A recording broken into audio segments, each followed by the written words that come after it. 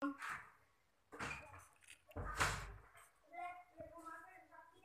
kabar anak-anak ibu? Alhamdulillah sehat. Baiklah, ketua kelas tolong siapkan kelasnya. Ya, pimpin doanya ya. Amin. Baiklah, sebelum memulai pelajaran kita pada hari ini, ibu akan mengambil absen dulu. Apakah ada anak-anak ibu yang tidak hadir pada hari ini? Hadir semua, alhamdulillah. Baiklah, siapa yang tahu pelajaran kita pada hari ini? Karena kan minggu kemarin kita libur. Terus siapa yang tahu pelajaran kita pada hari ini? Iya, silakan Ananda. Iya, tentang zakat dan macam-macamnya.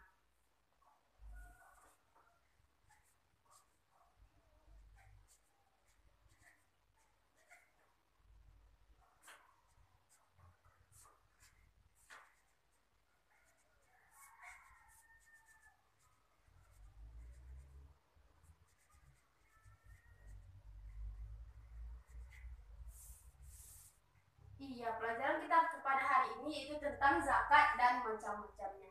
Jadi di antara ada zakat dan macam-macamnya ini ada poin-poin yang harus kita capai dalam pembelajaran kita pada hari ini. Yaitu yang pertama yaitu pengertian zakat, yang kedua tentang macam-macam zakat, yang ketiga tentang hikmahnya zakat gitu. Jadi mungkin terkendala sama ruangan atau dengan keadaan lokal kita, karena ibu di sini telah menyiapkan sebenarnya ada poin-poin pembelajaran kita, tetapi karena tidak tersedianya infokus, jadi kita gunakan papan tulis saja, dan nanti siapa yang ingin poin-poinnya bisa minta ke ibu ya. Oke, baiklah. Yang pertama yaitu tentang pengertian zakat. Siapa anak-anak ibu yang tahu tentang pengertian zakat? Pengertian zakat. Iya, zakat itu yaitu berasal dari bahasa Arab,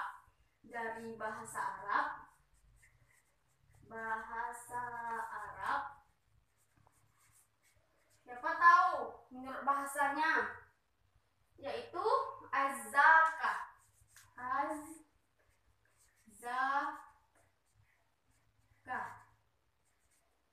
Yaitu az-zakah, yang artinya, yang dimana sebenarnya az-zakah ini berasal dari masdar dari fi'il mahdi, yaitu zakah, yang berarti bertambah, berkembang atau tumbuh. Jadi di sini bertambah,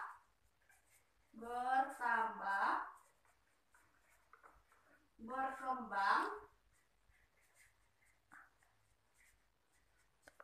tumbuh. Ya.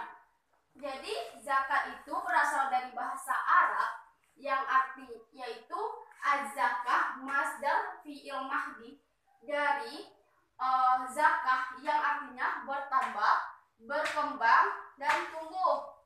Jadi itu adalah pengertian zakat dari bahasa Arabnya atau secara bahasanya. Jadi pengertian zakat menurut istilah, jadi di sini bisa kita lihat apa itu zakat tersebut. Jadi zakat menurut istilah itu sesuatu yang hukumnya wajib diberikan dari sekumpulan harta benda tertentu menurut sifat dan ukuran tertentu kepada orang tertentu, dan orang tertentu yang wajib menerimanya gitu. Adanya syarat tertentu, juga benda tertentu terhadap golongan orang-orang yang wajib menerimanya. Jadi itu adalah pengertian zakat secara istilah. Paham anak-anak ibu? Iya. Baiklah, kita lanjutkan. Apa ada pertanyaan sampai di sini? Ya, kita lanjutkan ya kalau tidak ada. Selanjutnya untuk poin selanjutnya yaitu tentang macam-macam dari zakat. Ibu akan membagi anak-anak ibu menjadi 3 kelompok, yaitu Ananda Zikra sampai Ananda Dila. Kelompok 2 dari Ananda Ica sampai Ananda Faisal. Kelompok ketiganya dari Ananda Ulfa sampai Ananda Aris. Ya, kelompok 1 yaitu tentang mencari tentang zakat fitrah. Kelompok 2 yaitu mencari tentang zakat mal. Kelompok 3 yaitu mencari tentang hikmah zakat. Jadi kan di sini macam-macam zakat ini. Yang pertama ada zakat fitrah. Yang kedua ada zakat mal. Nah, jadi Ananda kelompok 1 mencari tentang zakat fitrah. Kelompok 2 mencari tentang zakat mal. Ya, bisa dikerjakan. Kelompok 3 tentang hikmahnya dari zakat fitrah dan zakat mal ini, atau hikmah dari zakat tersebut gitu. Ya, silakan dikerjakan Ananda. Bisa? Udah selesai? Ya, kita lanjut. Jadi silakan presentasi kelompok 1 tentang pengertian dari tentang macam-macam zakat, yaitu zakat fitrah. Iya. Iya, plus kepada kelompok 1. Iya, kita hapus dari kelompok 1. Baiklah, sebelum kita lanjut kepada kelompok 2, Ibu akan sedikit menjelaskan dulu apa yang telah disampaikan oleh kelompok 1 tadi. Sebenarnya kelompok 1 telah hebat, telah benar gitu. Jadi Ibu akan memberikan sedikit penjelasannya dulu, yaitu tentang macam-macam zakat itu, tentang zakat fitrah ini. Jadi zakat fitrah tersebut menurut istilah syara, jadi adalah zakat yang wajib dikeluarkan oleh setiap muslim setahun sekali berupa makanan pokok sesuai dengan kadar yang telah ditentukan oleh syara.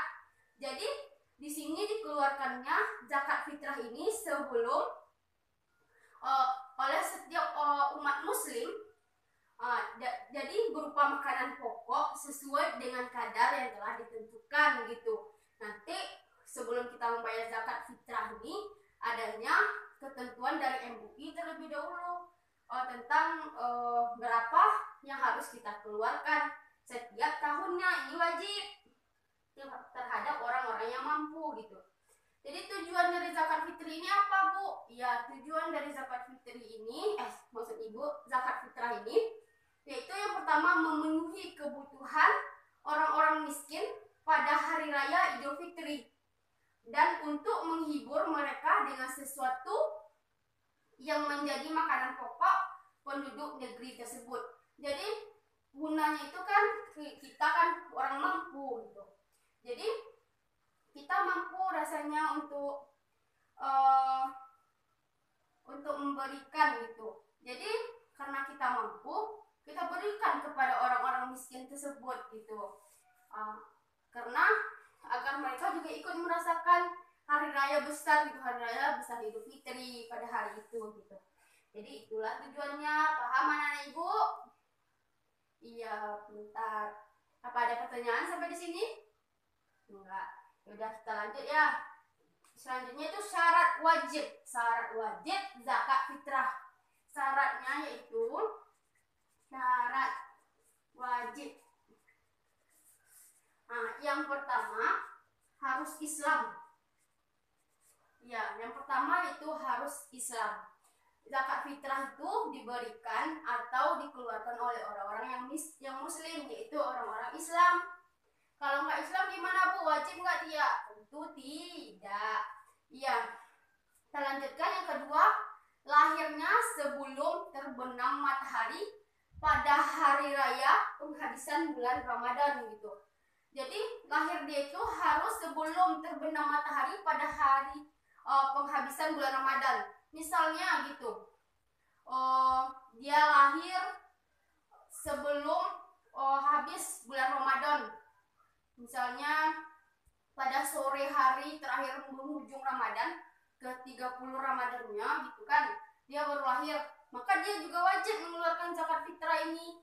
Nah, tapi kalau lahirnya udah masuk bulan Syawal gitu, udah di bulan Syawalnya dia lahir, maka dia nggak wajib lagi mengeluarkan zakat fitrah ini. Maka wajibnya pada tahun berikutnya. Paham Ya, kita lanjutkan. Yang ketiga yaitu memiliki kelebihan harta untuk dirinya sendiri dan untuk yang wajib dinafkahinya. Kalau kita nggak punya harta gimana Bu? Untuk makan besok aja kita nggak ada.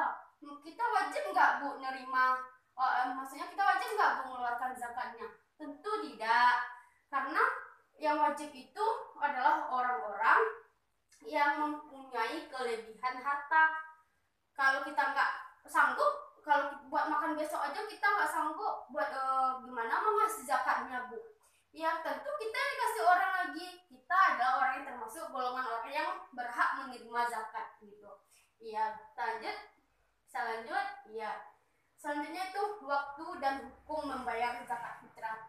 Yaitu waktu yang dibolehkan yaitu dari awal Ramadan sampai hari penghabisan Ramadan.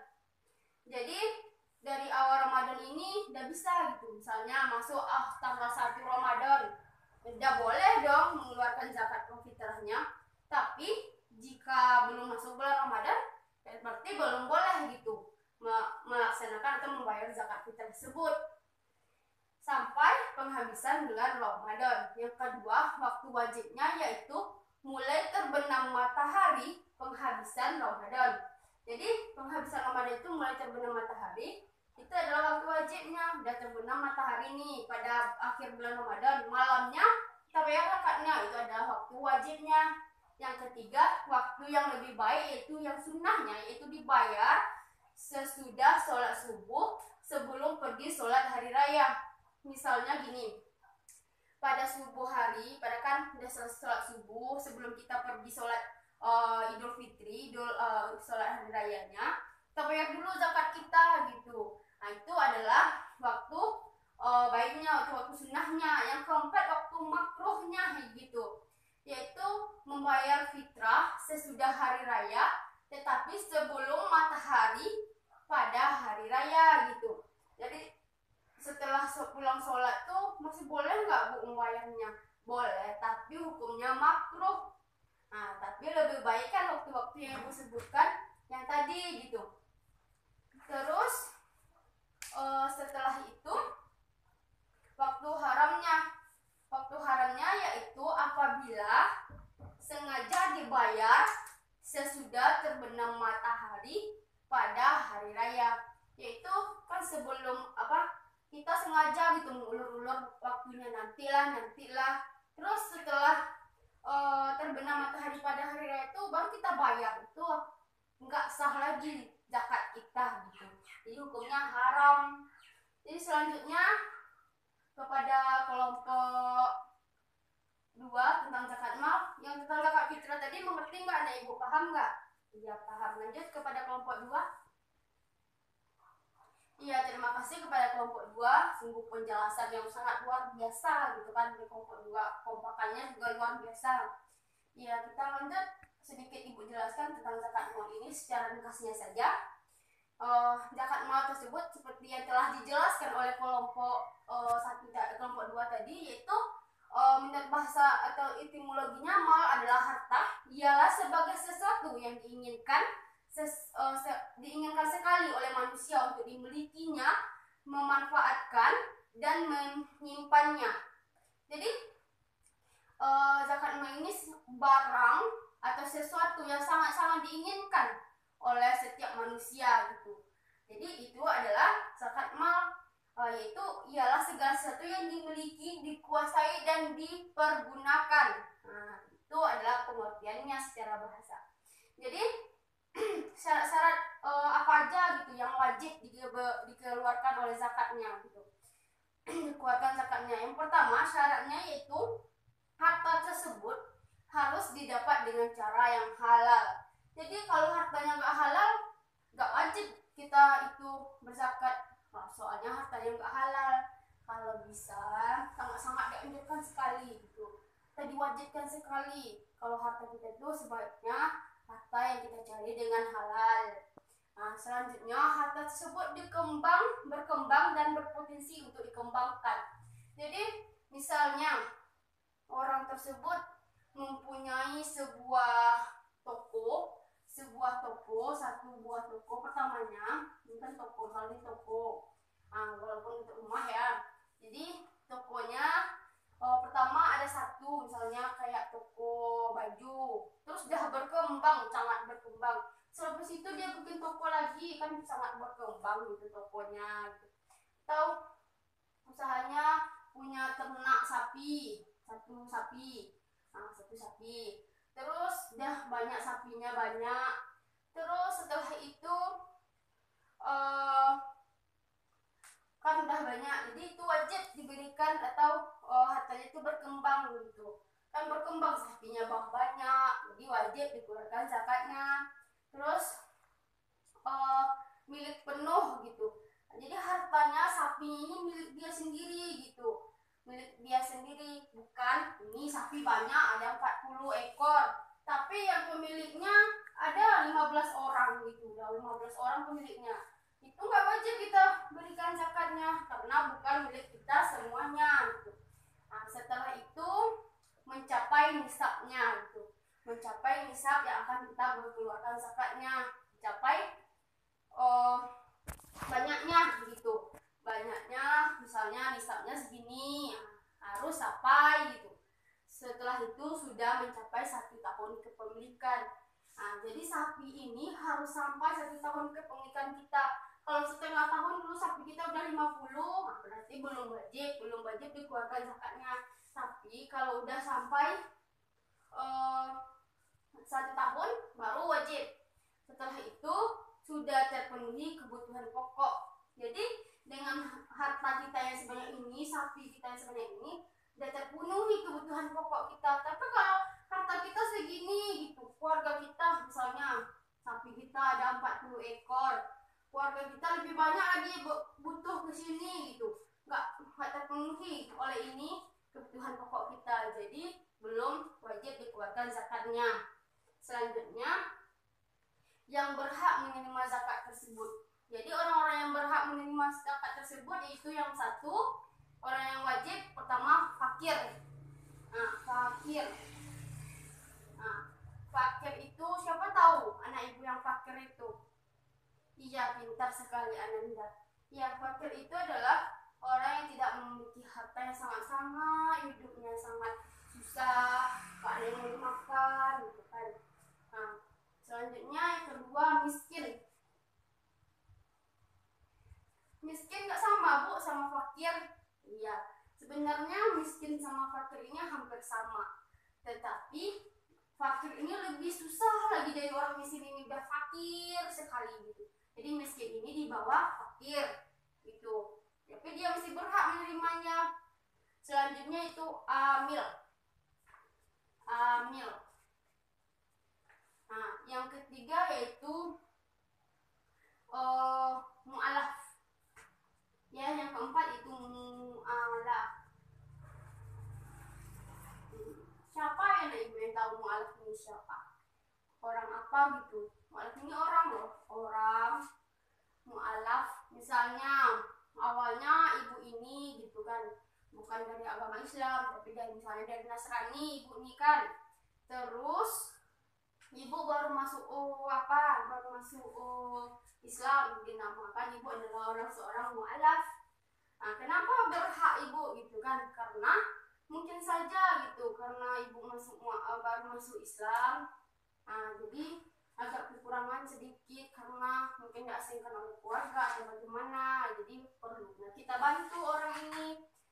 Jadi yang kelima ini budak.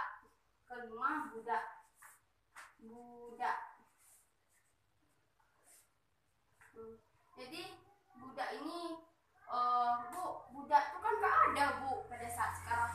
Ya, pada saat sekarang ini memang budak ini gak ada lagi gitu. Dulu itu masih ada budak. Budak itu adalah hamba saya, yaitu orang yang diperbudak atau orang yang mengabdi kepada seseorang gitu.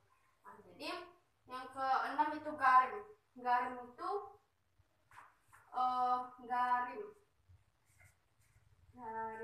Garim itu orang yang tinggal di musola atau masjid yang bertugas dalam menerima, maksudnya masih memiliki kebutuhan dia masih belum terpenuhi. Yang ketujuh itu fisabilillah. fisabilillah. Yang ke-8 itu Ibnu Sabil. Ya, kita lanjut. Anak-anak ibu paham? Ada yang masih ada pertanyaan? Ya, baiklah. Kalau tidak, kita lanjutkan dengan kelompok 3.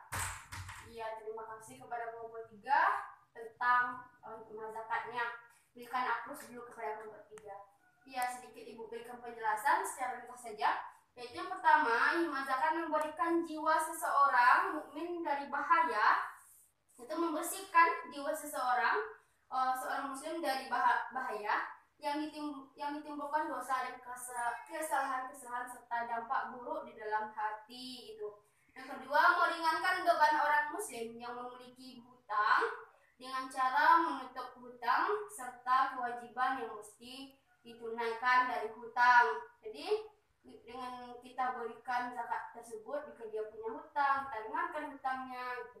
Selanjutnya, menghimpun hati yang bercerai-berai di atas keimanan Islam. Baiklah, hanya itu yang dapat ibu sampaikan. Siapa yang bisa menyimpulkan pembelajaran kita pada hari ini? Iya, benar sekali. Ananda, bagus sekali. Kesimpulannya yaitu pertama tentang pengertian zakat, macam-macam zakat dan hikmah dari zakat ini gitu. Baiklah, untuk selanjutnya tugas kita di rumah yaitu ibu kan di sini tentang kita zakat. Sebenarnya zakat ini dalam macam-macamnya itu masih ada, bukan maksudnya itu ada tentang zakat profesi. Zakat profesi. Jadi tugas anak ibu di rumah itu mencari di mana termasuk golongan apa, termasuk kemananya zakat profesi ini. Tolong anak ibu ringkas di rumah tentang zakat profesi ini. Mengerti Ananda? Ya, baiklah. Sekian aja pembelajaran kita pada hari ini. Ibu sudahi dengan wabillahi taufiq wal hidayah. Wassalamualaikum warahmatullahi wabarakatuh.